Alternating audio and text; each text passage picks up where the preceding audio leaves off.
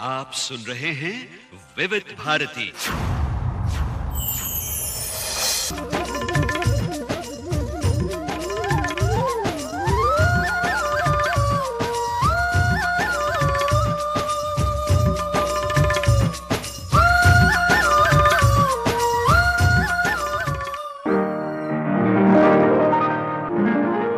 आज के मेहमान। अथ स्वागतम् शुभ स्वागतम् अथ स्वागतम् शुभ स्वागतम् आनन्द मंगल मंगलम् आनन्द मंगल मंगलम् हितप्रियं भारत भारतम् हितप्रियं भारत भारतम् स्वागतम् शुभ स्वागतम् अथ स्वागतम् शुभ स्वागतम्। नमस्कार श्रोताओं, आज के मेहमान। इस कार्यक्रम में आज हमारी मेहमान हैं लेखिका एवं समाज सेवी डॉक्टर मंजू मंगल प्रभात लोढ़ा। आपसे बातचीत की है रेणु चतुर्वेदी ने। संदेश आते हैं हमें तड़पाते हैं, तो चिट्ठी आती है तो पूछे जाती है। दोस्तों नमस्कार। आज हमारे साथ एक ऐसी शख्सियत हैं जिनके बारे में ये कहा जाए कि वो लेखिका हैं, समाज सेवी हैं। केवल इतना ही काफ़ी नहीं है, वो और भी बहुत कुछ करती हैं। बहुत सक्रिय महिला के तौर पर भी उन्हें जाना जा सकता है और उनसे प्रेरणा ली जा सकती है। केवल घर में रहते हुए क्या क्या और किया जा सकता है ये हम सीख सकते हैं, समझ सकते हैं। जी हाँ, हमारे साथ हैं इस समय मंजू लोढ़ा जी और बहुत कुछ करती हैं। तो क्यों ना जब सामने हों तो उन्हीं से पूछा जाए। तो सबसे पहले मंजू जी, आपका कार्यक्रम में हम स्वागत करते हैं विविध भारती के स्टूडियो में। बहुत बहुत धन्यवाद रेणु जी। और विविध भारती के जितने भी श्रोताएं हैं उन सबको मैं अपना नमन करती हूँ और आपका धन्यवाद करती हूँ कि आज आपने मुझे अपने स्टूडियो में बुलाया और आज हम और आप दो चार बातें करेंगे। बिल्कुल करेंगे। और दोस्तों, जैसा कि हमने कहा लेखिका है तो जाहिर है कि बहुत कुछ सुनने को भी मिलेगा, बड़ी साहित्यिक चीज़ें भी सुनने को मिलेंगी। तो सबसे पहले आप अपने बारे में ये बताइए कि लेखिका के तौर पर आप क्या लिखती हैं? वैसे तो मैं सब तरह की चीजें लिखती हूँ, अलग अलग विषयों पे लिखती हूँ, त्योहारों पे भी लिखती हूँ या कोई भी रिसेंट जो मुद्दा चल रहा है उस पे भी लिखती हूँ। मैंने जैसे कि अब तक 12 किताबें लिखी हैं और मेरी हर किताब अलग है। क्या बात है। हाँ जी, मैंने माँ पे भी लिखा है, पिता पे भी लिखा है, मैंने प्रेरणा मतलब मॉरल स्टोरीज भी लिखी हैं, फिर मैंने परमवीर चक्र वॉर डायरी लिखी है, भारत भाग्य निर्माता, अनकही कहानियां लिखी हैं। तो इस तरह की मैंने 12 पुस्तकें लिखी हैं और सब तरह के विषय अलग हैं। भगवान को चिट्ठियां भी लिखी हैं मैंने। क्या बात पाती है। करके एक मेरी है। वाह। और फिर घर कब आओगे, जब एक सैनिक जाता है सरहद पर तो पीछे घर वाले क्या सोचते हैं, उनके भावों को मैंने लिखा है। क्या बात है। तो ये मतलब जो मन में आता है, मुझे हमेशा लगता है कि जो आप लेखन करते हो आपको दिल से होना चाहिए और अपनी खुशी के लिए होना चाहिए। कि मैंने कभी कोई भी पुस्तक बाजार में बेचने के लिए नहीं निकाली, ना कुछ किया, लेकिन मुझे लगता है कि जो मुझे अच्छा लगता है मैं लिखूं क्योंकि मुझे इससे खुशी मिल रही है। और फिर मैं उसकी हजार हजार प्रतियां बनवाती हूँ, अपने जो भी सखी सहेलियां हैं सबको मैं देती हूँ कि तुम भी पढ़ो। और जब वो कहती हैं कि कई चीजें कि वो हम तुम्हारी किताब जो है पुस्तकें हैं अपने सियाराने रखते हैं और जब कोई चीज हमें याद आती है तो हम वो खोल कर पढ़ते हैं, तो मुझे लगता है कि इससे बड़ा पुरस्कार मेरे लिए और कुछ नहीं हो सकता। क्या बात है। दोस्तों, यहाँ पर ये भी बता दें कि ये जो इनके लेखन में इतनी विविधता है, उसके साथ साथ व्यक्तित्व की भी बात अगर करें तो भारतीय संस्कृति की उपासक हैं, हम ये भी कह सकते हैं। और बिल्कुल भारतीय संस्कृति का प्रतीक है। वैसे ही तीज त्योहार मनाते हुए भी दिखती हैं और वैसे ही जो कहना चाहिए पारंपरिक वेशभूषा भी धारण करती हैं। तो जाहिर है कि लेखनी में भी वो सारी चीजें जरूर आती हैं इनके। आपने पाती की बात कही और सैनिकों की बात की, तो वो भावनाएं कैसे समझ पाती हैं? कौन है जिसको आपने इतना नजदीक से देखा है और इस तरीके की चीजें आप लिखती हैं? मुझे ये पता नहीं, क्योंकि सैनिक से तो मेरा कोई मतलब मेरे 4 पीढ़ी में भी कहीं कोई सैनिक नहीं बना। लेकिन जब जब मैंने शायद ये जो हमने पिक्चरें देखते हैं, पिक्चरें देखी और वहां से एक भाव आया मेरे मन में। और हमने बीच में एक कार्यक्रम किया था जब ए मेरे वतन के लोगों ये गाने को 50 वर्ष पूरे हो रहे थे, तब हमने लता जी के साथ में, मोदी जी थे उस समय और कवि प्रदीप की बेटी थी जिन्होंने ये गीत लिखा था, और हमने देश भर से हमारे लोढ़ा फाउंडेशन के माध्यम से ही हमने ये कार्यक्रम किया था। तो देश भर के हमारे जो सैनिक हैं जिन्हें परमवीर चक्र मिला, सैनिक चक्र मिला या कीर्ति चक्र मिला, सेना मेडल जिनको सेना मिला। मेडल जिनको भी मिले, उनको हमने आमंत्रित किया और वह वहीं बैठे हुए थे हमारे मंच पर, और उन सबका हम लोगों ने सम्मान किया। और आपको बताऊं 1.5 लाख जनता थी सामने।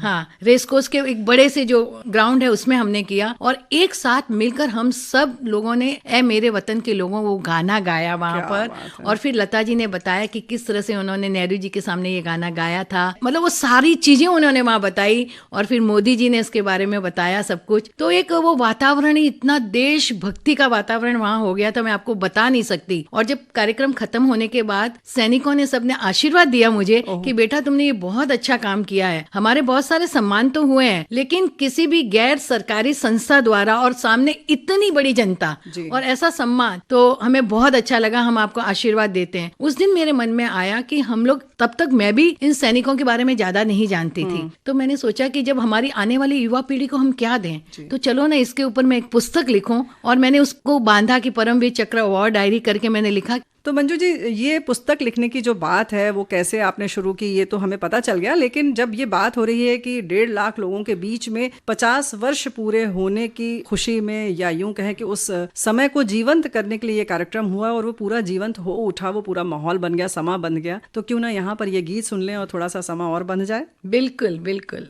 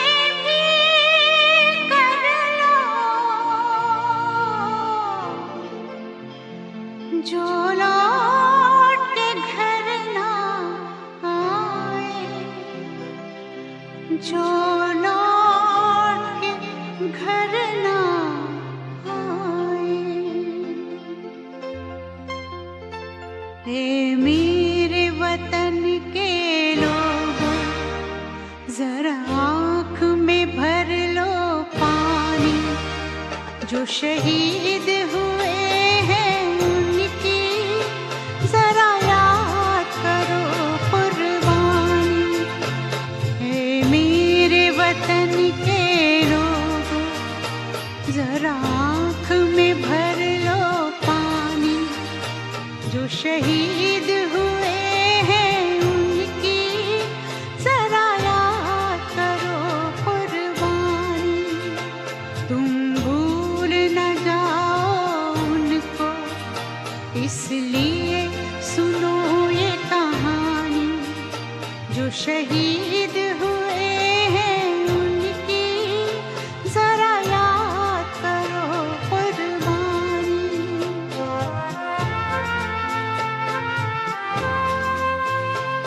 जब घायल हुआ हिमालय, खतरे में पड़ी आजादी, जब तक थी सांस लड़े वो, जब तक थी सांस लड़े वो, फिर अपनी लाश बिछा दी, संगीन पे धर कर माथा, सो गए अमर बलिदानी, जो शहीद हुए हैं उनकी जरा याद करो कुर्बानी।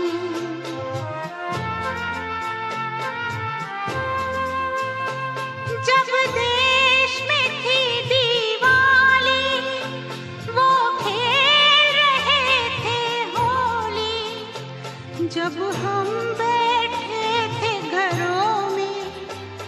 जब हम बैठे थे घरों में, वो झेल रहे थे गोली। थे धन्य जवान वो अपने, थी धन्य वो उनकी जवानी। जो शहीद हुए हैं उनकी जरा याद करो कुर्बानी।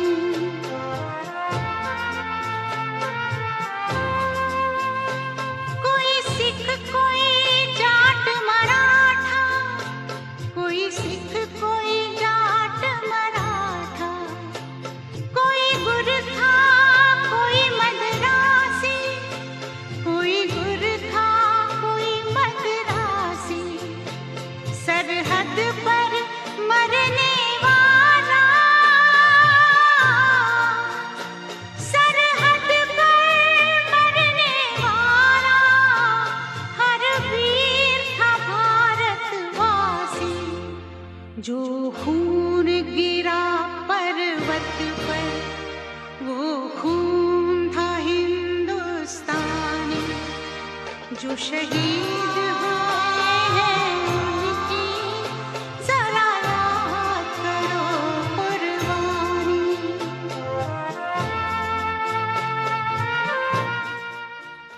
तो दोस्तों, ये था ऐ मेरे वतन के लोगों, कवि प्रदीप का लिखा हुआ ये गीत, और जिसके 50 वर्ष पूरे होने पर मंजू जी ने इस तरीके का कार्यक्रम किया और हमारे वीर योद्धाओं की ओर से इन्हें ढेर सारा आशीर्वाद मिला। तो फिर जाहिर है कि एक प्रेरणा मिली आपको, और आपने जैसा कि इस गीत के पहले बताया कि आपने पुस्तक लिखना शुरू किया इस विषय पर, तो उसके बारे में बताइए कि कैसे फिर शुरुआत हुई और लिखना शुरू किया तो क्या क्या दिक्कतें आई, या उससे पहले यही पूछते हैं कि कैसे आपने सोचा? बस तो उस समय मेरे मन में एक ख्याल आया कि हमारे देश के लोगों को और आने वाली युवा पीढ़ी को ये पता होना चाहिए कि हम आज जो कुछ भी सांसें ले रहे हैं, मैं सोचती हूँ जो हमारा अस्तित्व है, तो ये हमारे इन बहादुर जाबाज सिपाहियों की वजह से है, जो कि मौसम के हर मिजाज का सामना करते हुए सरहद पर रहते हैं और वो खून की होली खेलते हैं। इसलिए हम घरों में चैन की नींद सोते हैं और हम घरों में दिवाली मनाते हैं।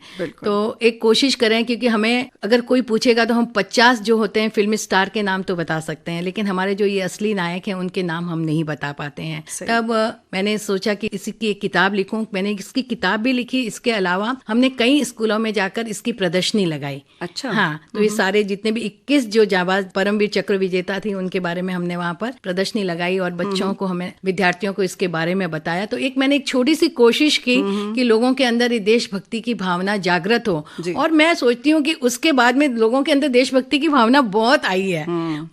मुझे लगता है मोदी जी की वजह से, लता जी की वजह से, लेकिन उस एक सागर में अपनी भी एक बूंद की आहुति अगर मैंने डाली है तो मुझे इस पर बहुत शांति भी मिलती है और गर्व भी महसूस होता है कि अपने देश का ऋण चुकाने का एक तो मौका आया और उसे मैंने करने की कोशिश की। वाह वाह वाह, क्या बात है। ये जज्बा होना चाहिए। अक्सर हम ये सोचते हैं कि हम एक इकाई हैं, हमारे करने न करने से क्या होगा, लेकिन मंजू जी जैसे और भी लोग होंगे और ये जज्बा अपना बनाए रखेंगे तो जाहिर है कि बहुत कुछ हो जाएगा। और उसके पहले अगर हम बात करें कि देशभक्ति या आपने परमवीर चक्र जो सम्मानित हमारे सैनिक थे उनके बारे में लिखा, उससे पहले आप कितनी पुस्तकें लिख चुकी थी? उसके पहले मैंने लिखी थी प्रेरणा, लिखी थी, फिर मैंने माँ पे लिखी थी। मतलब लिख चुकी थी आप? हाँ, लिखने की जो लेखन कार्य था वो चल रहा था? वो चल रहा था। हाँ जी। लेकिन ये विषय में थोड़ा सा तब्दीली हो गई और ये विषय भी उसमें समाहित हो गया बाकी विषयों के साथ साथ। और मुझे सच कहूँ रेणु जी, तो इस विषय ने मुझे लोगों के अंदर थोड़ा लोकप्रिय भी बनाया। उसके पहले जो लिखती थी वो उतना मैं लोकप्रिय नहीं थी, लेकिन ये विषय ने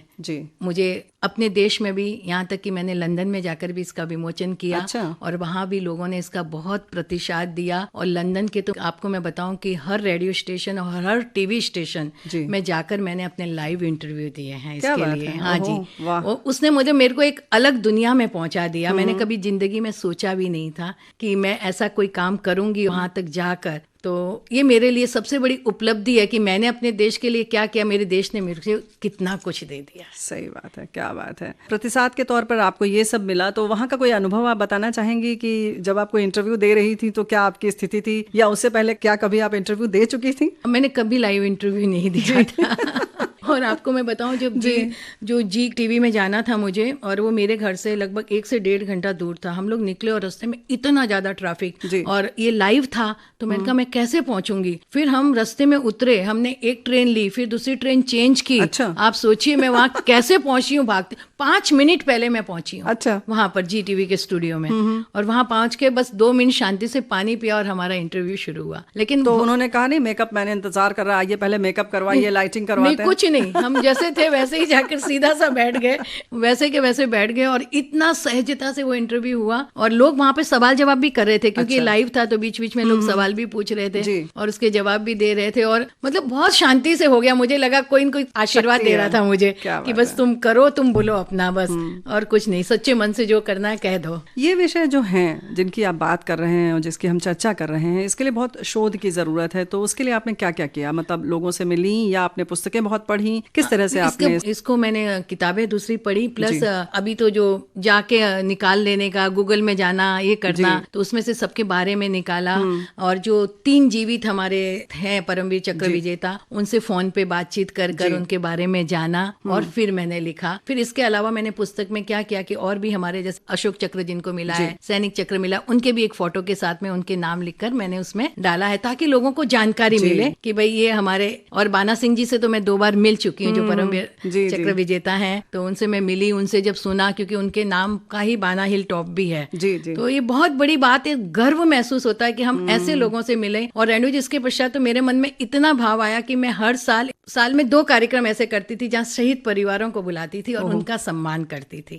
तो उरी के भी अपने जो गए 11 जो परिवार थे शहीद हुए, तो उन सबको भी बुलाया, उनको घर पे भी मैंने बुलाया। फिर हमारे जैन समाज में भी उनके लिए मैंने कार्यक्रम करवाए। तो एक बड़ा संतोष देता है मुझे। और इस तरह के कार्यक्रम में, जैसे कि मैं पुलिस वालों को भी बुलाती हूँ, मैं आपको बताऊं, जो बीएमसी के कर्मचारी हैं उनको भी सम्मानित करती हूँ। तो मुझे लगता है ये सब हमारे वॉरियर्स हैं। अगर ये नहीं है तो हमारा शहर चल ही नहीं सकता है, हम रह ही नहीं सकते हैं। और ये घर से जब निकलते हैं सुबह, उन्हें पता भी नहीं, एक गटर साफ करने जो जाता है नीचे गटर में, आप सोचिए, हम थोड़ी सी बदबू आती है, हम नाक सिकोड़ते हैं, वो जाकर करते हैं किसके लिए? हमारे लिए करते हैं। तो ऐसे लोगों का सम्मान करना बहुत बहुत ज्यादा जरूरी है, बहुत जरूरी है। ये बात बिल्कुल सही है। और ऐसे समाज के लोग जो बहुत महत्वपूर्ण है, लेकिन हम उन्हें नजरअंदाज करते हैं या हम कभी ध्यान ही नहीं देते, उनके लिए इतनी संवेदनाएं आपकी हैं, ये बहुत बड़ी बात है। और एक लेखक के तौर पर तो आप काम कर ही रही हैं, समाज सेवी के तौर पर आप क्या कर रही हैं, ये जानने से पहले एक गीत यहाँ पर हम सुनना चाहेंगे। हम तो सुनना चाहेंगे, हमारे श्रोता भी इंतजार कर रहे होंगे। तो मंजू जी की पसंद का गीत हो जाए तो ये कर दें।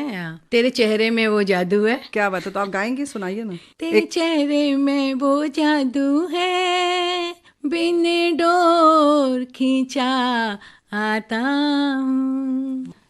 रेशमा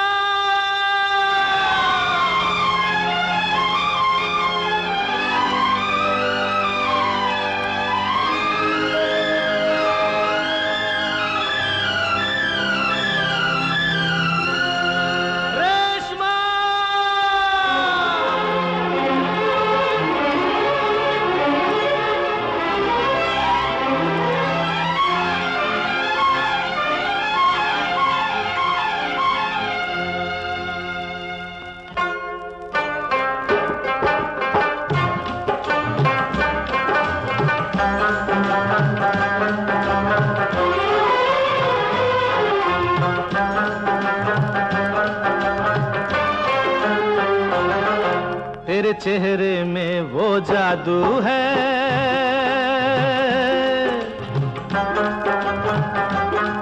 तेरे चेहरे में वो जादू है, बिन डोर खींचा जाता हूँ। जाना होता है और कहीं तेरी ओर चला आता हूँ, तेरी ओर चला आता हूँ। तेरे चेहरे में वो जादू है।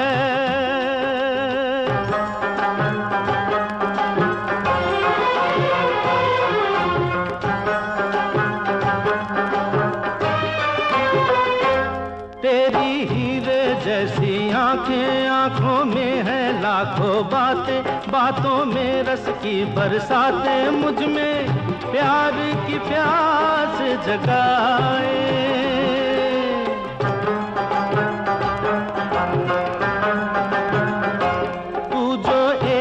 नजर डाले जी उठे मरने वाले, लब तेरे अमृत के प्याले दिल में जीने की आस बढ़ाए।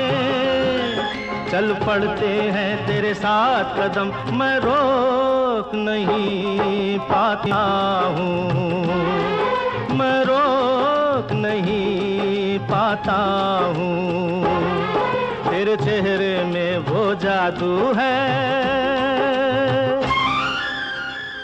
दोस्तों, गीत से पहले बात चल रही थी कि किस तरह से आपने देशभक्ति के बारे में लोगों को प्रेरित करने के लिए कुछ पुस्तकें लिखी और बहुत सारे काम किए। अब हम बात करना चाह रहे थे कि मंजू जी, समाज सेवा के तौर पर आप क्या करती हैं? मेरा अपना फाउंडेशन है, जोड़ा फाउंडेशन है। इसके अलावा मैं कई संस्थाओं से जुड़ी हुई हूँ। पिछले 35 सालों से मैं अलग अलग विभिन्न संस्थाओं से जुड़ी हुई हूँ और समाज सेवा के लिए कुछ छोटा छोटा, जब छोटी उम्र थी तो उस हिसाब से कि बच्चे स्कूल से घर आते उसके पहले जाकर थोड़ा अपना काम करके आती थी, फिर बच्चे आने के बाद घर में ही रहना है। तो ये मेरा सफर ऐसे शुरू हुआ। राजस्थानी महिला मंडल, ओसवाल मित्र मंडल, फिर लॉयंस क्लब के मैं मेंबर बनी, वहाँ सेक्रेटरी बनी, और इस तरह के धीरे धीरे हमारे जैन समाज की कई संस्थाएं बनी, वहाँ मैं प्रेसिडेंट बनी। और फिर अपना फाउंडेशन था, तो फाउंडेशन के माध्यम से हमने, जब मेरे पतिदेव पहली बार चुनाव लड़ रहे थे तो हम लोग डोर टू डोर कैंपेनिंग कर रहे थे। और उस समय जब देखा कि जितनी अट्टालिकाएं हैं उतना ही हमारा स्लम एरिया भी है, और स्लम एरिया में जाकर देखा कि उनकी क्या परेशानियां हैं, तब मन में एक आया कि क्यों ना अपना एक फाउंडेशन बनाया जाए और उसके माध्यम से उदास चेहरों पर मुस्कुराहट लाने की एक छोटी सी कोशिश तो हम कर ही सकते हैं। और 29 साल पहले मैंने स्किल डेवलपमेंट शुरू किया था, आपको मैं बताऊं तो मेहंदी सिखाना, ब्यूटिशियन का कोर्स है, फिर personality development, English speaking, mobile repair, welding करना, जैसे पुरुष और महिलाओं दोनों के लिए। क्योंकि मेरा मानना है कि आप किसी को भोजन सुबह देते हो तो दोपहर में देना है, शाम को देना है, लेकिन जब आप किसी को शिक्षित करते हो तो वो खुद पैरों पर खड़ा होता है, अपना तो जीवन यापन करता ही है, अपने पूरे परिवार का भी करता है। तो इसके माध्यम से, और फिर हमने कंप्यूटर क्लासेस शुरू कर दी, तो कंप्यूटर क्लास के माध्यम से कितने लोग कंप्यूटर सीखें और अपने पैरों पर खड़े हुए। आज कई लोग मिलते हैं और जब कहते हैं कि दीदी हम इतना अच्छे से कमा रहे हैं, हमारा परिवार चल रहा है, तो इतनी मतलब खुशी मिलती है। एक हमने एक कोर्स चालू किया था जिसमें 8, 9, 10 के बाद घर में महिलाएं जो बैठ गई थी, जिन्होंने आगे पढ़ा नहीं, उन सबको हमने निकाला, ऐसी 100 महिलाओं को निकाला ढूंढ ढूंढ के, और उनको BA पास करवाया, BCom पास करवाया। उसमें जो सबसे बड़ी उम्र की महिलाएं थी 80 इयर्स की थी। अच्छा।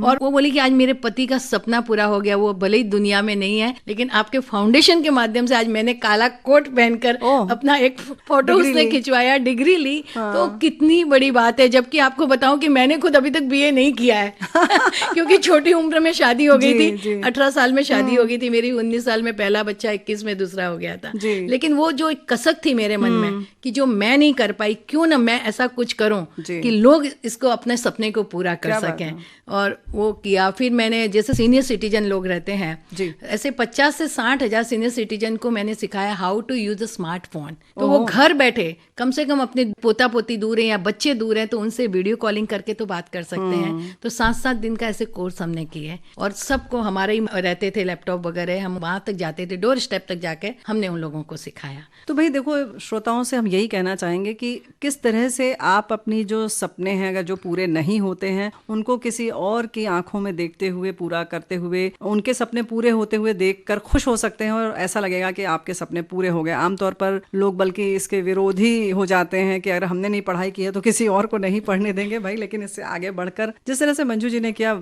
हम सब भी कर सकते हैं, क्योंकि सबके कुछ ना कुछ ऐसे सपने होते हैं, अधूरे रह जाते हैं। तो किसी और के वो सपने पूरे करिए और फिर देखिए जिंदगी कितनी खुशनुमा हो सकती है। बिल्कुल। आज मैंने बस कुछ नहीं किया, यूं ही बैठी रही, आत्म अवलोकन करती रही, जो भी जिंदगी में बुरा किया है उस पर विचार करती रही, और अच्छा किया है उस पर भी एक नजर डाली। क्या खोया क्या पाया, परमपिता परमात्मा ने मुझे इस दुनिया में क्यों भेजा है, क्या मैं रोते हुओं को हंसा पाई हूँ, क्या मैं उदास चेहरे पर मुस्कुराहट ला पाई हूँ, क्या मैं इतनी संवेदनशील हूँ कि दूसरों के दुख में दुखी और दूसरों के सुख में सुख पाती हूँ।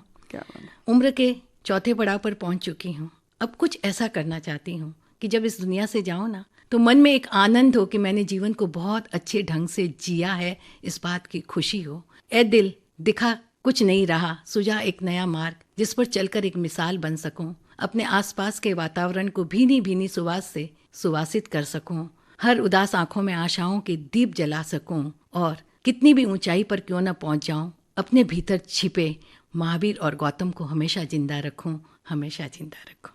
क्या बात है, वाह। संवेदनशील जो होता है वही कविता लिखता है, रचता है और लोगों के दिलों तक पहुंचता है। पहले तो खुद उनके दिल तक पहुंचता है, फिर उसकी कविताएं पहुंचती हैं। इस तरह से एक ही माध्यम है। बहुत सुंदर कविता, बहुत सरल और सहज तरीके से आपने जिस तरीके से इसको बोला है और सरल शब्दों में बता दिया, वाकई बहुत प्यारी कविता है। तो अब बात हो गई कि कविताएं भी आप लिखती हैं और ऐसी लिखती हैं कि बस बातचीत के बीच में आ जाती है। तो कैसे लिखती हैं आप, क्या सोचती हैं? विषय लिखने से पहले सोचती हैं, क्या सोचती हैं कि आज इस विषय पर लिखा जाए, मौसम ऐसा होगा तब लिखा जाए? कैसे लिखती हैं कविताएं? क्योंकि सबके अपने अपने तरीके होते हैं। हम लोग भी सोचते हैं कि कवि जो होते हैं ना वो अलग दुनिया से कहीं से आते हैं। कुछ ऐसा होता है क्या? रेणु जी, मुझे पता नहीं, मैं कभी सोचती नहीं, मुझे ऊपर वाला लिखवाता है। मेरा आपसे बताऊं, जैसे मैंने आपसे कहा था ना कि पाती किताब जो थी भगवान को, जिसमें मैंने सब चिट्ठियां लिखी हैं। एक दिन मैं सामायिक में बैठी थी। हमारे सामायिक में हम लोग जैसे शाम के समय बैठी थी तो लाइट भी नहीं रहती, हम करते हैं ना पंखा एसी करते हैं। अच्छा। हाँ, तो उस समय बेला, हाँ गोधूली बेला में मैं बैठी थी। तो मेरे मन में अचानक, क्योंकि उस समय मेरा मंदिर बन रहा था और मैं हमेशा भगवान के बारे में ही सोचा करती थी, तो अचानक ऐसे भाव आया कि मैंने भगवान को चिट्ठियां लिखूं। और फिर मैंने घर में नौकर को आवाज दी, प्लीज मुझे एक पेन और कॉपी दे दो। उसने मुझे दी और मैं अंधेरे में भगवान को 48 मिनट की हमारी सामायिक में मैं चिट्ठियां लिखती रही उनको। वो किताब संवारने में फिर समय लगा, लेकिन उस समय मैंने जो लिखा, मन में जो भाव आए, वो मेरी किताब बन गई। आपको मैं बताऊं, ऐसे ही माँ की किताब जब मैंने लिखी, मेरी माँ बहुत छोटी उम्र में चली गई थी और उनकी डेथ एनिवर्सरी को 25 वर्ष पूरे हो रहे थे और मैं रात में सोई हुई थी। जैसे कोई झंझोड़ कर जगाता है ना कि उठ, तेरी माँ को तुम क्या उपहार दे रही हो। मैंने कहा माँ को क्या उपहार दूं, माँ तो है ही नहीं, क्या दो? नहीं, बोले तुम दे सकती हो, उठो, कुछ माँ के ऊपर लिखो, किताब लिखो। और मैं जो 12 बजे उठकर सुबह 5 बजे तक मैं लिखती रही, आपको मैं बताऊं, और वो किताब बन गई माँ। तो मुझे लगता है कि मैं सोचती नहीं, मैं खुद नहीं लिखती हूँ, मुझसे कोई लिखवाता है, कोई एक अनदेखी ताकत है, सरस्वती माता का वरदान है, तो जो मुझसे लिखवाती है। और मैं इस एहसान को किन शब्दों में बयान करूँ, मैं आपको बता नहीं सकती हूँ। वैसे तो दोस्तों ऐसा आपको लगेगा कि कुछ अंधविश्वास जैसी बात हो रही है, लेकिन ये मन की आवाज़ होती है,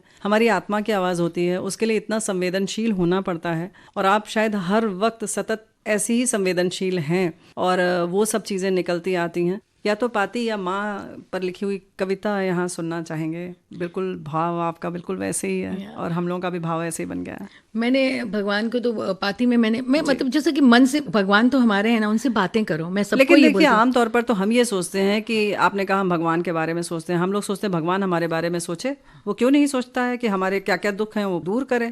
तो हम लोग तो ऐसे ही सोचते हैं ना। सोचता है वो हमारे लिए, सोचता है। आपकी श्रद्धा होनी चाहिए, विश्वास पूरा होना चाहिए। मैंने तो कई बार ऐसे इसको महसूस किया है कि जब भी कठिनाई में हुई हूं ना, भगवान ने हाथ पकड़कर मुझे निकाला है बाहर। क्योंकि एक श्रद्धा और विश्वास जब तक नहीं होगा ना, आप उसको महसूस भी नहीं कर पाओगे। बिल्कुल यही बात है, निकालते सबको है लेकिन देखता कौन है, महसूस करना बहुत जरूरी है। भगवान से बातें करिए, भगवान से भी बोलिए ना, भगवान कैसे हो आप, आज आप ठीक हो ना? आपको तो पूरा संसार का देखना है, मैं तो सिर्फ एक परिवार का देख रही हूँ, तभी मैं थक जाती हूँ, चिंतित पूरा नहीं कर पा रही हूँ। हाँ, तो आप तो ठीक हो ना? आज का दिन आपका अच्छा गया ना? मैं भगवान के पैरों में जाके भगवान के पैर दबाती हूँ, उनका सर दबाती हूँ, भगवान ठीक हो ना? मतलब ये भाव होने चाहिए। मैंने भगवान को कहा एक दिन, चलिए हम दोनों लोनावला घूमने चलते हैं, मौसम कितना सुहाना है, आप और मैं, बस हम दोनों बातें करेंगे। तो ये भाव होने चाहिए प्रभु के प्रति। और जब भी प्रभु के सामने जाओ तो उनको देखो, उनको मिलो कि प्रभु कि आपके जो चरण है ना मेरे हृदय में रहे और मेरा हृदय आपके चरणों में रहे और आपका आशीर्वाद मुझे हमेशा प्राप्त होता रहा है। तो इस तरह से पाती में मैंने इसी तरह से लिखे हैं। भगवान को मैंने भाई भी बनाया है, अपना दोस्त सखा भी बनाया है। कृष्ण भी तो थे, द्रौपदी के सखा थे, अर्जुन के सखा थे ना। तो इसी तरह के भाव लेकर मैंने उस किताब को लिखा। फिर माँ को भी ऐसे लिखा कि माँ चली गई, माँ बहुत छोटी उम्र में गई, जब मैं 26 साल की ही थी, कि माँ आज तुम कितनी दूर हो, जब तुम्हारी याद आती है आंखों से आंसू बरस पड़ते हैं, पर इन्हें थामने तुम्हारी अंजुली कितनी दूर है। जब हम हंसते थे तुम खिल सी जाती थी, आंखों से नेह उमड़ पड़ता था, पर अब इस हंसी को निहारने तुम्हारे भी नयन कितनी दूर हैं। माँ तुम कितनी दूर हो। जब हम बीमार होते थे और तुम रात रात भर बैठकर हमको अपने स्नेह में स्पर्श से दुलारती थी, अब बीमार होने पर वो जादुई दवा सा असर करने वाला तुम्हारा स्पर्श कितनी दूर है। आधी रात को नींद से जागकर माँ कहकर लिपट जाया करते थे, अब जागने पर वो तुम्हारी काया, तुम्हारा वो आंचल कितना दूर है। माँ तुम कितनी दूर हो, माँ तुम कितनी दूर हो। क्या बात है। माँ, दुनिया में सब कुछ मिल जाता है, लेकिन मुझे लगता है कि माँ पिता जैसा जो प्यार देता है, और माँ का विशेषकर कोई प्यार, विकल्प नहीं है। कोई विकल्प हो ही नहीं सकता है। सही बात है। कि माँ बाप की सेवा जो करे, चारों तीर्थ धाम वो पाए, और उनके दिल से जो आशीष निकले वो तो भगवान से भी टाली न जाए, भगवान से भी टाली न जाए। क्या कि समंदर का कहीं शोर नहीं होता और बच्चों की किलकारी शोर नहीं होता। प्यार के दिखावे जगत में बहुत हैं, माँ बाप की ममता जैसा कुछ नहीं होता, कुछ नहीं होता। वाह, क्या बात है। तो इस तरीके से आपने ये तो बात हो गई, चलिए कि हम वीर रस की कविताओं की बात हो गई, फिर आपने माँ पर लिखा और ईश्वर को पाती आपने लिखी। ईश्वर को पाती कहीं ना कहीं दोस्तों, अगर आपको लगेगा तो आप जिसको भी मानते हैं इष्ट, या आप अपनी ताकत है उसको भी कह सकते हैं कि हम खुद से बात करना, जैसा कि अभी बताया मंजू जी ने कि हम खुद से बात करिए, चिंतन करिए, मनन करिए, क्या किया क्या नहीं किया, ये सवाल जवाब जो है वो बहुत ज़रूरी है। चलिए आपकी अन्य विषयों पर भी बात करते हैं कि आपको खुद सबसे ज़्यादा पसंद कौन सा विषय है और किन विषयों पर लिखा, पहले तो ये बताइए आप। जैसे मैंने आपने बताया जी, पापा पे लिखा, मॉरल स्टोरीज लिखी जी। एक मैंने प्रेरणा करके लिखा, जिसमें जीवन में जिन जिन से मैंने कुछ ज्ञान प्राप्त किया है, जिन्होंने मुझे मार्गदर्शन दिया, उनके बारे में लिखा है। मैंने कई त्योहारों के बारे में लिखा है जी। मैंने भगवान महावीर पर, कृष्ण पर भी अलग अलग विषय पे लिखा है, पानी के विषय पर लिखा, मतलब जो भी विषय आते हैं ना, मैं कुछ कुछ उनके बारे में लिखती रहती हूँ। रिश्तों का रिचार्ज लिखा है कि हम मोबाइल को तो रोज रिचार्ज करते हैं, लेकिन कभी हमने कोशिश की कि हम ये परिवार के रिश्तों, आपसी संबंधों का भी रिचार्ज करें। तो उस विषय पर भी मैंने लिखा है। चलिए रिश्तों के बारे में बात करेंगे, यहाँ पर एक गीत सुनते हैं, फिर कैसे रिश्तों को संभाल कर रखा जाए, उनकी ऊष्मा को बनाए रखा जाए, इस पर बात करेंगे। इसके पहले गीत सुन लेते हैं। बिल्कुल जी। एक तेरा साथ, एक तेरा साथ हमको दो जहां से प्यारा है, एक तेरा साथ, एक तेरा साथ, एक तेरा साथ हमको दो जहां से प्यारा है, एक तेरा साथ, एक तेरा साथ हमको दो जहां से प्यारा है, तू है तो हर सहारा है। ना मिले संसार, ना मिले संसार, तेरा प्यार तो हमारा है। ना मिले संसार, ना मिले संसार, तेरा प्यार तो हमारा है, तू है तो हर सहारा है। एक तेरा साथ हमको दो जहां से प्यारा है, एक तेरा साथ।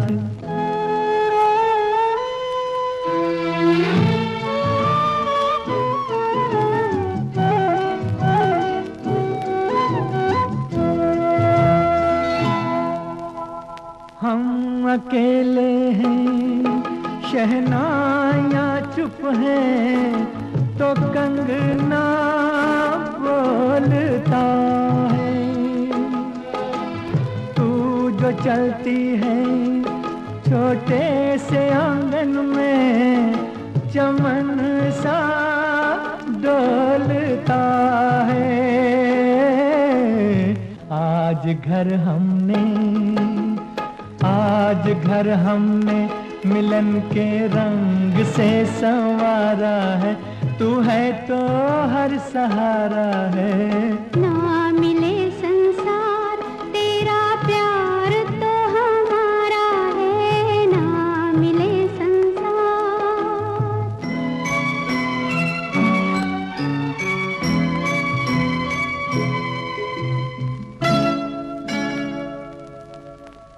तो हमारे साथ हैं आज मेहमान मंजू लोढ़ा जी, और जैसा कि आपने कहा कि रिश्तों का जो है वो रिचार्ज करवाना बहुत ज़रूरी है, इसके बारे में क्या कहना चाहेंगी?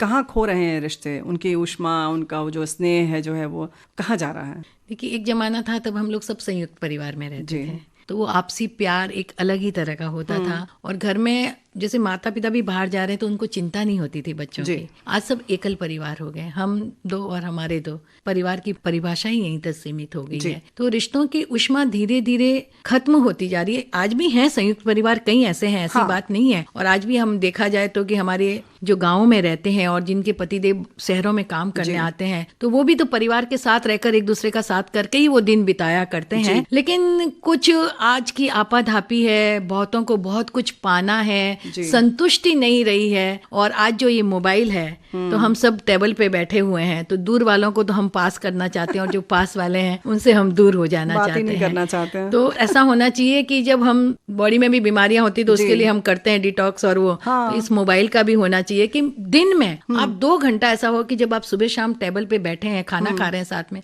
तब उसको एक बाजू में रख दीजिए। दिन भर की बातें आपस में करिए। परिवार में बहुत जरूरी है। जब तक संवाद नहीं होंगे ना, हम समझ नहीं सकेंगे कि क्या दूसरे की परेशानी है। तो आप अपने घर में ये रख पाती हैं नियम? जी, मैं रोज बच्चों से मतलब मिलना, बात करना, पोते पोतियों के साथ खेलना, सब कुछ करती हूँ। रोज रात को जब भी बच्चे खाना खाते हैं, मैं टेबल पे उनके साथ होती ही हूँ आधा घंटा। तो दिन भर की जो भी कोई नहीं देखता? नहीं, तब फोन पे बात नहीं करते हैं कि हमने नियम फोन रख दोगे। बच्चे तब कोशिश करते हैं, हम थोड़ा बहुत जो भी उठाने वापस रख देते हैं, नहीं अच्छा, फोन नहीं उठाना है। आपका इतना चलता है, बिल्कुल सबको मानना पड़ता है। सभी कोशिश करते हैं। सबसे ज्यादा तो वो मुझे ही बोलते हैं, मम्मी हाथ नहीं लगाओगे फोन को। लेकिन एक अच्छा है पोते पोतियों के साथ खेलना, उनसे बात करना।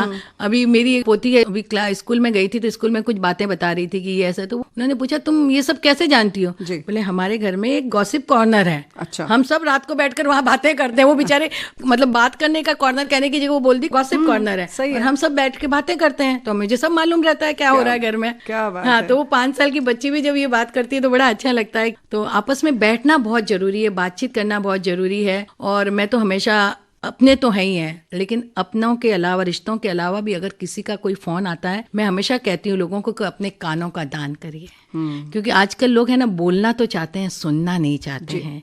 और कोरोना के समय तो ऐसे ऐसे लोगों के फोन आते थे जो मुझे जानते भी नहीं थे, लेकिन क्योंकि उनके मन में वो अकेले थे, कुछ कहना चाहते थे, मैं सुनती थी उनको आराम से, और उनके मन का निकल जाता था गुबार। तो वो इतने खुश हो जाते थे कि कोई हमें सुनने वाला है। तो मैं बोलूँ आप पैसा मत दीजिए, ये मत, लेकिन एक कानों का दान दीजिए और दूसरों को सुनिए। क्योंकि किसी को ये लगना चाहिए कि कोई तो है, मैं हूं ना वाली भाव आना चाहिए वहां पर, ताकि कई लोग जैसे होते हैं कि 1 सेकंड लगता है आत्महत्या करने में, वो एक ही क्षण होता है, और उस क्षण अगर आपके पास कोई अपना है तो वो सारी जो विषाद निकल जाते हैं। तो ये बहुत जरूरी है।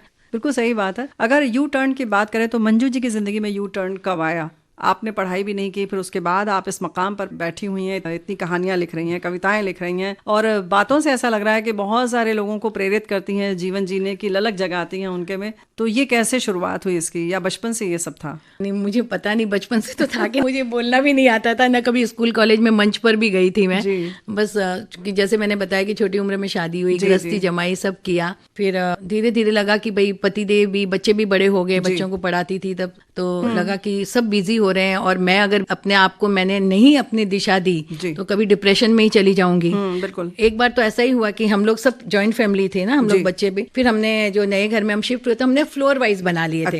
एक एक बच्चे को एक एक फ्लोर, मेरा अलग फ्लोर। तो मुझे लगता था अरे मैं एकदम खाली हो गई हूँ, और मुझे लगने लगा कि मैं डिप्रेशन में चली जाऊंगी। फिर मैंने अपने आप को झिंझोड़ा, डिप्रेशन कुछ नहीं होता है, तुमको डिप्रेशन में नहीं जाना है, तुम कुछ ऐसा करो कि तुम्हारा जीवन सार्थक हो जाए। उस दिन मैंने अपने आप से वादा किया कि नहीं, मैं कुछ अलग करूंगी। और मैं सोशल संस्थाओं वगैरह से तो जुड़ी हुई थी, ऐसे ही मैं बचपन से जुड़ी, जब माँ चली गई थी उसके बाद से ही मैं जुड़ गई थी। अच्छा। मैं जब 27-28 साल की थी तब से मैं जुड़ गई थी सोशल संस्थाओं से। तो मैंने कहा चलो अभी और कुछ ज्यादा करा जाए, अपना फाउंडेशन भी तो है ही है, उसके माध्यम से, और मेरी स्कूलें भी हैं तो उसमें थोड़े जुड़ जाऊं, तो थोड़ा जो भी अच्छा काम कर सकूं, लिखूं, पढ़ूं, लोगों से मिलूं। और फिर मैंने ज्ञान गंगोत्री काव्य मंच संस्था बनाई 14 वर्ष पहले, ताकि वहाँ हमारी जो महिलाएं हैं, जो हम लोग सब होम मेकर हैं, हमें कईयों लोगों के अंदर देखिए कुछ करने का जज्बा रहता है, लेकिन उन्हें एक मंच नहीं मिलता। जी, बिल्कुल। तो मैंने कहा क्यों ना ऐसा एक मंच हम प्रदान किया जाए और वो महिलाएं आगे आए। तो जो महिलाएं कभी 4 लाइन नहीं लिख सकती थी, बोल नहीं सकती थी, आज हमारी 70 की 70 महिलाएं बोल सकती हैं, कईयों की किताबें छप चुकी हैं, आप देखिए।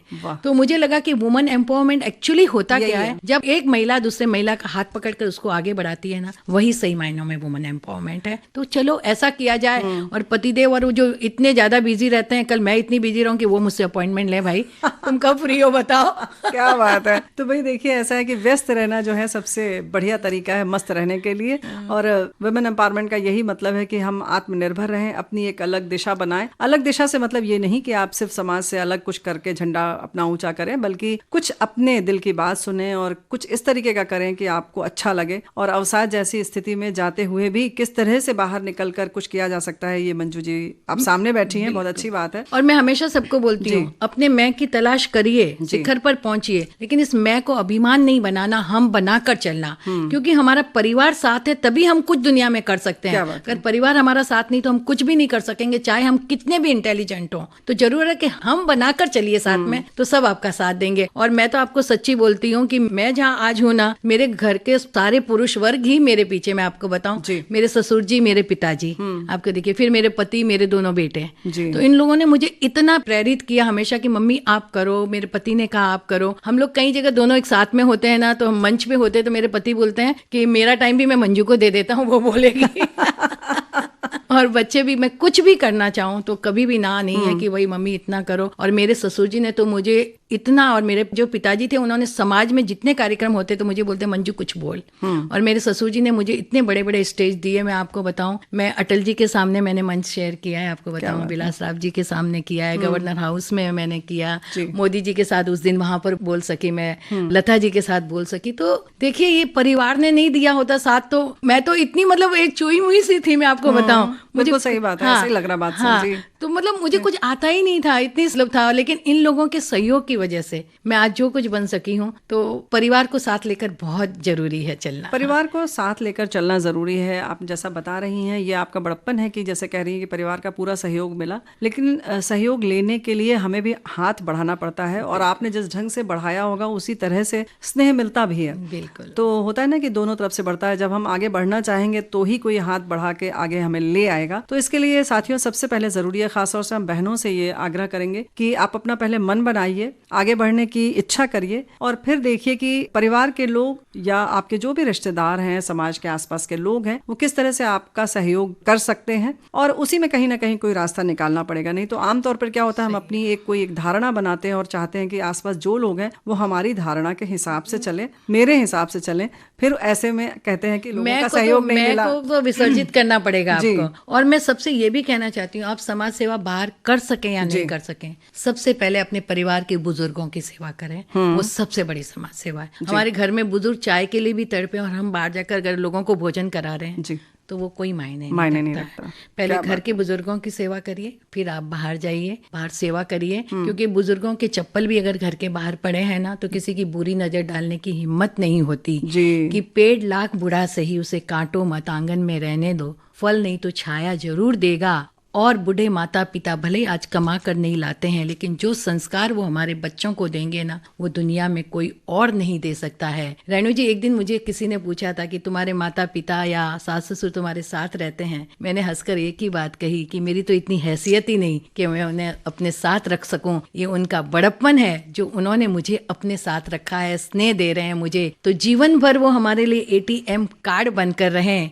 श्रोताओं से ये कहने चाहूंगी कि आओ हम सब मिलकर उनके लिए आधार कार्ड बनने की कोशिश तो करें। सही बात, वाह क्या बात है। ये बहुत छोटे छोटे शब्द हैं, बहुत छोटी छोटी पंक्तियां होती हैं कि हम किसके साथ रह रहे हैं, वो हमारे साथ रह रहे हैं, उन्होंने हमें रखा है। अक्सर लोग कहते हैं नहीं माता पिता आजकल हमारे भाई के नहीं हमारे साथ रह रहे हैं। तो ये जो लाइनें हैं बहुत सारी बातें कह जाती हैं, पूरे घर की आपकी जो है संरचना बता देती हैं कि आपके घर का इस समय माहौल क्या है, ये तक बता देती हैं। ये दो पंक्तियां जो होती हैं, एक पंक्ति होती है, ये सब बता देता है कि हमारा व्यक्तित्व क्या है। तो व्यक्तित्व की बात अगर हम कर रहे हैं तो अब कुछ लोग ऐसा भी सोचेंगे कि ठीक है हम ऐसे ही कहना शुरू करेंगे, तो भाई ऐसा नहीं है, कहने के लिए ना करें बल्कि दिल से करें। और दिल से जो बात होती है वो आपके चेहरे पर अलग तरीके की चमक लाती है। और हम भी चाहते हैं कि सब लोग खुश रहें। और एक स्वस्थ समाज तभी बन सकता है जब ऐसे एक एक व्यक्ति कुछ अच्छा सोचेगा, और बहुत अच्छा सोचेगा तो जाहिर है कि बहुत कुछ अच्छा होगा। बिल्कुल। आपकी कुछ और कविताएं सुनना चाहते हैं, बहुत दिल तक पहुंचने वाली कविताएं हैं। मैं एक जैसे थोड़ी सी लंबी है लेकिन सुनाना चाहूंगी। जैसे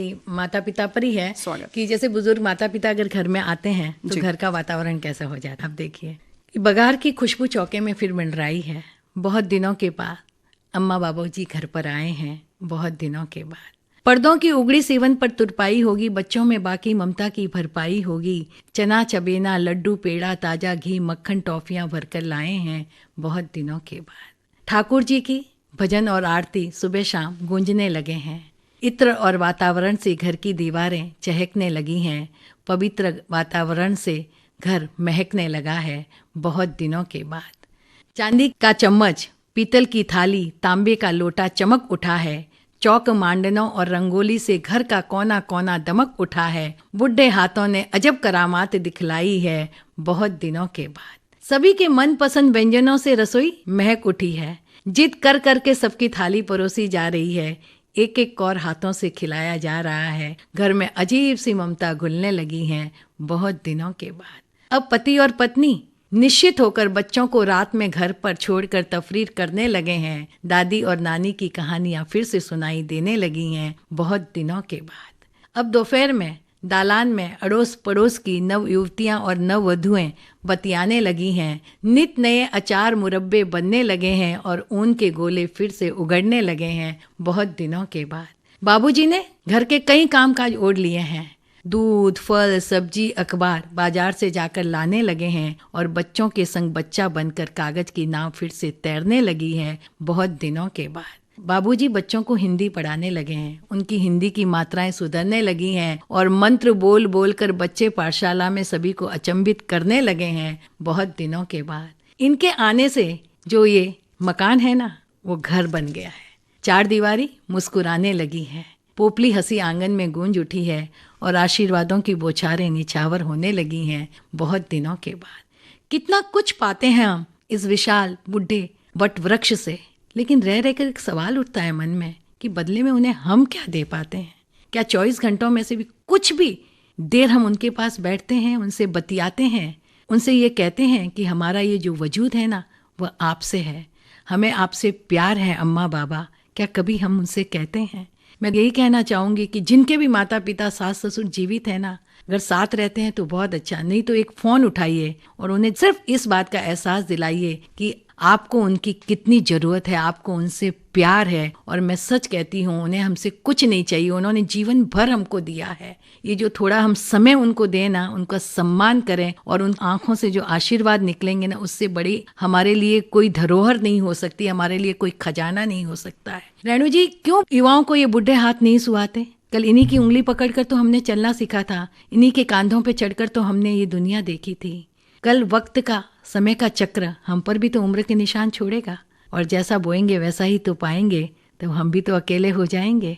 अब लड़का सोचता है कि इस बार माता पिता से कह दूं कि इस बार आप आए हो तो अब मत जाओ, जीवन भर आपके ममतामयी छाँव में गुजारना चाहता हूँ, लेकिन कह नहीं पाता और आंखों से बेबसी के 4 आंसू बहा देता है। तब मैं उनकी पत्नियों से कहती हूँ कि अपने पति को ये बेबसी के 4 आंसू मत बहाने दो। तुम्हारे भी बुढ़े माता पिता हैं, अगर तुम्हारे भाई भाभी भी उनके साथ ऐसा ही व्यवहार करेंगे तो कैसा लगेगा? अगर आज से हर पति पत्नी ये सोच लें कि हमारे 2 नहीं 4 माता पिता हैं, तो मैं सच कहती हूँ इस भारत भर में एक भी वृद्धा आश्रम नहीं बनेगा। और यही हमारी संस्कृति है, यही हमारी विरासत है। बात तो सही है, लेकिन बहुत सारी चीज़ें हैं। वृद्धाश्रम की बात अक्सर उठती है मंजू जी, चूँकि आप समाज से जुड़ी हुई हैं और हर तबके का काम कर रही हैं, समाज सेवा कर रही हैं, लोगों के बारे में सुन रही हैं, जुड़ रही हैं, सीधे बात कर रही हैं, वार्तालाप स्वयं करती हैं, तो जाहिर है ऐसा नहीं है कि आपने सिर्फ संस्था चला दिया, बाकी लोग काम कर रहे हैं और आपको कुछ नहीं पता है। लेकिन आपकी बातों से और सब चीज़ों से पता चल रहा है कि सबकी रग रग से आप वाकिफ़ हैं। तो ये जो होता है वृद्धाश्रम में भी, क्या आपको लगता है कि इसकी थोड़ी बहुत तो ज़रूरत है या बिल्कुल नहीं है? क्योंकि बहुत सारी जगहों पर ऐसा होता है कि नहीं है किसी के औलाद या कोई और वजह है, बच्चे कहीं और गए हैं, उनकी अपनी मजबूरी है, माता पिता वहाँ नहीं जाना चाहते हैं, तो कुछ ऐसी कुछ खास परिस्थितियां हैं जहाँ की इनका रहना भी जरूरी है। हो सकता है सही है कि जब जिनके कोई है ही नहीं, औलाद ही नहीं है, या औलाद जैसे कि देश से बाहर चले गए हैं, कोशिश तो उनको ये करनी चाहिए कि माता पिता को साथ ले जाएं, लेकिन कई बार है ना, माता पिता भी जाना नहीं चाहते, माता पिता को नहीं पसंद आता, क्योंकि वो वहां जाकर क्या करेंगे। यहाँ तो अपने दोस्त हैं, एक वातावरण है, यहाँ तो हम अकेले भी कहीं जा सकते हैं, आ सकते हैं। और एक बात और है कि हम वो माहौल नहीं छोड़ना चाहते अपने देश का, या जो भी जिस शहर में जिस गांव में रहते हैं वहां से हम अपनी जड़ों से हटना नहीं चाहते हैं। तो मुझे लगता है वृद्धाश्रम में भेजने की बजाय क्यों ना हम घर में उनको वैसा वातावरण कर दें आप खर्चा तो वहां भी करोगे ना, तो घर में ही वो करो, तो उनके घर में रहकर वो अपने जो जिंदगी जीना चाहे वैसी जी लें। तो भाई देखिए, ये होता है कि ये एक सुझाव जैसी ही बात है और बहुत सारे लोगों को इसमें से कुछ न कुछ ज़रूर मिला होगा, क्योंकि अक्सर लोग बहुत दलीलें देते हैं कि नहीं नहीं आज की ज़रूरत हो गई है। लेकिन जैसा कि मंजू जी कह रही हैं, इसके बारे में भी सोचा जा सकता है और इसके लिए भी कोई नया रास्ता निकाला जा सकता है। तो जाहिर है कि बात फिर वही आती है क्योंकि जब वो वृद्धाश्रम जाते हैं ना, तो माता पिता है ना एक दुखी हो जाते हैं, टूट जाते हैं कि जीवन भर हमने जिन बच्चों को बड़ा किया, आज हम जाके वृद्धाश्रम में रह रहे हैं। इससे बेहतर है कि आप अपने घर में रहो ना, घर को ऐसा कुछ बना लो जहाँ आप जैसे 3-4 लोग और रह सकें। तो इस तरह का वातावरण तैयार कर लीजिए। बिल्कुल सही बात है। तो यहाँ पर हमें लगता है कि अब हम लोग यहाँ पर इस बात को विराम दे सकते हैं। बिल्कुल। लेकिन एक गीत सुनेंगे, तो कौन सा गीत आप सुनना चाहेंगे? मैं जैसे कि अभी आपके स्टूडियो में आ रही थी तो मैंने वहाँ पर उमा जी यानी टुनटुन जी का फोटो देखा और मुझे उनका एक गीत याद आ गया। अफसाना लिख रही हूँ दिले बेकरार का, आंखों में रंग भर के तेरे इंतजार का।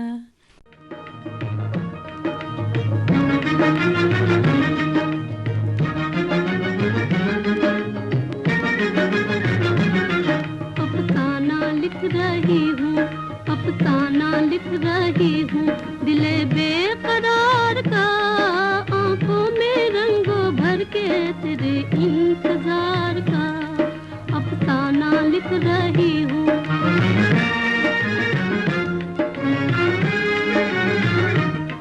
जब तू नहीं तो कुछ भी नहीं है बहार में, नहीं है बहार में। जब तू नहीं तो कुछ भी नहीं है बहार में, नहीं है बहार में। जी चाहता है मुँह भी, जी चाहता है मुँह भी ना देखूं बहार का, आंखों में रंगों भर के तेरे इंतजार का। अफसाना लिख रही हूँ।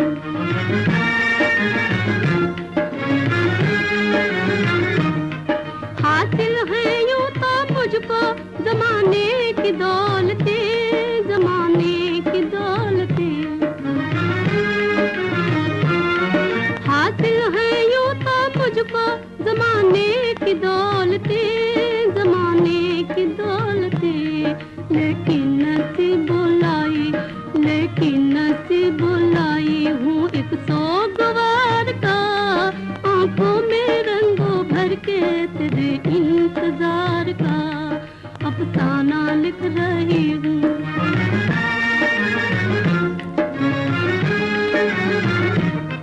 आ जाके अब तो आँख में आंसू भी आ गए, आंसू भी आ गए।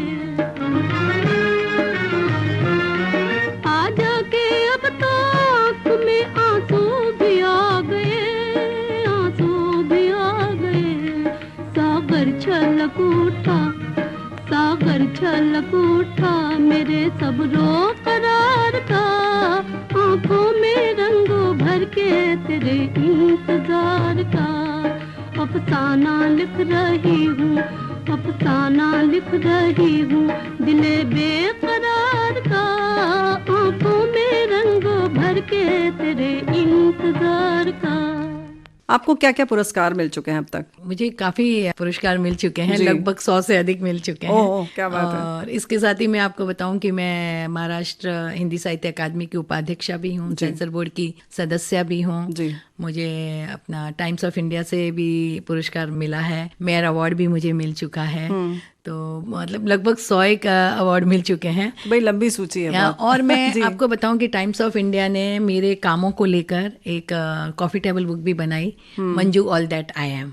तो उसमें मेरे पूरी जीवन के बारे में लिखा हुआ है, मेरे बचपन से लगा के अब तक के मेरे सब कार्यों के बारे में लिखा है कि अभी आगे और क्या करना चाहती हैं आप? बहुत खास बहुत कुछ है जीवन में करने के लिए, तो मुझे लगता है बस मेरी एक इच्छा अभी अधूरी है। मैं एक गांव गोद लेना चाहती हूँ, उसको अच्छा। सेल्फ सफिशिएंट करना चाहती हूँ। वो मैं कब कर पाऊंगी, कई सालों से मेरी इच्छा है कि उसके बीच बीच में कई और काम आ जाते हैं जी। जो मैं करती रहती हूँ। मैं आपको बताऊं कि मैं 2 मोबाइल पुस्तकालय चलाती हूँ, 2 मेरे 4 मोबाइल वैन, मेडिकल वैन है मेरे, जो जगह जगह पे जाते हैं, स्वास्थ्य लोगों के को लिए। फ्री ऑफ कॉस्ट होता है। हम महिलाओं के स्वास्थ्य के लिए भी बहुत काम करते हैं। मैंने मेमोग्राफी महिलाओं के लिए इतनी करी कि मुझे एडवाणी जो हैं कैंसर के, इस पर उनकी तरफ से मुझे अवार्ड मिला जी। और फिर मैं बच्चे, जैसे कि म्युनिसिपैलिटी के बच्चे हैं, उनके लिए मैं काम करती हूँ। लगभग 15,000 बच्चे हैं। हमने जो बेस्ट चाइल्ड स्पेशलिस्ट है उनके साथ टाई अप किया है, जो उनको पूरे साल में देखते हैं। वो सिर्फ उनको 500 रुपए भरने होते हैं, बाकी सब लोड़ा फाउंडेशन उनका खर्च उठाता है। तो इसी तरह से ये सब मैनेज करने के लिए आप खुद कैसे चयन कैसे करती हैं या क्या करती हैं, किन चीजों का ख्याल रखती हैं? पूरा परिवार हम साथ में बैठकर हम सुनते हैं, और हमारे पास लगभग 50 लोगों की टीम है जो ये सब कार्यों को मैनेज करते हैं। या और जैसे कि मैंने अभी तक 9 जैन मंदिर बना चुकी हूँ और कई गणपति जी के मंदिर बना चुकी हूँ। और बस सही में जो मेरा मंदिर है वहाँ पर मेरी पुस्तकालय इतनी बड़ी है जिसमें 10 लाख किताबें आ सकती हैं, और आज 4.5 लाख किताबें हैं मेरे पास में। हाँ, और 4 भाषाओं में है, हिंदी, अंग्रेजी, मराठी और गुजराती में। क्या बात है। तो ये होना चाहिए कि अगर आप कुछ करने का संकल्प कर लें तो फिर कुछ भी कर सकते हैं, उसके लिए कोई भी चीज़ बाधा नहीं बनती है। मेरा तो मोटो ही है कि हवाओं से कह दो कि अपनी औकात में रहें, हम परों से नहीं हौसलों से उड़ा करती हैं, हौसलों से उड़ा करते क्या हैं। बात है। तो हौसला बुलंद होना चाहिए। बिल्कुल हौसला होना चाहिए। और एक जैसे कि मैंने घर कब आओगे लिखा था, उसमें जैसे कि एक पति जब सरहद पर जाता है तो महिला क्या सोचती है, उसकी कई कविताएं लिखी हैं मैंने, लेकिन एक छोटी सी कविता आपको सुना देती हूँ कि कभी कभी मेरे दिल में ख्याल आता है कि इस बार जब तुम घर आओगे, तुम संग उन सारी यादों को फिर से जीऊंगी जो हमारे नए नए प्रणय की खुशबू थे। इस बार तुमको जल्दी जाने न दूंगी, जिद करके रोक लूंगी। भगवान से प्रार्थना करूंगी कि काश कुछ समय के लिए सारे मोबाइल और घंटियां बंद हो जाएं। क्या बात है। मैं तुम संग पल पल जीना चाहूंगी, पर ये कहाँ संभव है। सपनों की दुनिया जब हकीकत की सख्त चट्टान से टकराती है ना, तो सारे के सारे काश बिखर जाते हैं और टुकड़े नश्तर की तरह चुभने लगते हैं। तुम्हारा इंतजार करते हुए बुढ़े माता पिता हैं, भाई बहन, बच्चे, दोस्त, यहाँ तक कि पूरा गांव है। मेरे हिस्से के समय में तो न जाने कब घंटी घनघना उठेगी और सरस से तुम्हारा बुलावा आ जाएगा, मैं नहीं जानती। बस जानती हूँ तो इतना कि तुम संग बिताए छोटे छोटे पलों को भी मैं अपने दिल की कोठरी में कैद कर लूंगी और उसी के सहारे फिर एक बार इंतजार की लंबी घड़ियां काट लूंगी, इंतजार की लंबी घड़ियां काट लूंगी। बहुत बहुत धन्यवाद। Thank you so much. पुनः रेणु जी, आपका मैं बहुत बहुत धन्यवाद करती हूँ, और सभी सुनने वाले श्रोताओं को भी मैं बहुत बहुत नमन करती हूँ। और इतना ही कहूँगी कि मुस्कुराहट से खिलता है चेहरे का गुलाब, एक मुस्कुराहट 100 जख्मों की दवा होती है, और हर मुस्कुराता हुआ चेहरा खूबसूरत होता है। इसलिए जिंदगी के पल पल का आनंद उठाइए, पल पल आप खुश रहिए, क्योंकि जब आप खुश रहेंगे तो आप लोगों में खुशियां प्रदान करेंगे। तो सबसे पहले अपने आप के फेवरेट बने, अपने आप को पसंद करें और अपनी पीठ खुद थपथपाना शुरू करें। तो ये सबसे बड़ा मैं आप लोगों से कहना चाहती हूँ कि जीवन को भरपूर जिए। जीवन में तकलीफें भी आएंगी, सुख दुख दोनों चलते रहते हैं साथ साथ, लेकिन दोनों हर चीज में सुख ढूंढना शुरू कर दीजिए। एक तो वो होता है कि जो आपको नहीं मिला उसके लिए आप दुखी होते हैं, और एक वो होता है कि आपको जो मिला है उसको आप अपनी खुशी बना लो, तो आपको कभी भी दुखी होने की जरूरत नहीं पड़ेगी। बिल्कुल सही। क्या बात है। बहुत सुंदर, बहुत बढ़िया। Thank you. Thank you. आप सुन रहे थे लेखिका एवं समाज सेवी डॉक्टर मंजू मंगल प्रभात लोढ़ा से रेणु चतुर्वेदी की बातचीत। रिकॉर्डिंग इंजीनियर भावना सिंदल, प्रस्तुतकर्ता जुबैर खान। अब आज के मेहमान कार्यक्रम समाप्त हुआ। बड़ा हुआ तो क्या हुआ, जैसे पेड़ खजूर, पंथी को छाया नहीं, फल लागे अति दूर, कबीरा फल लागे अति दूर। आज के मेहमान।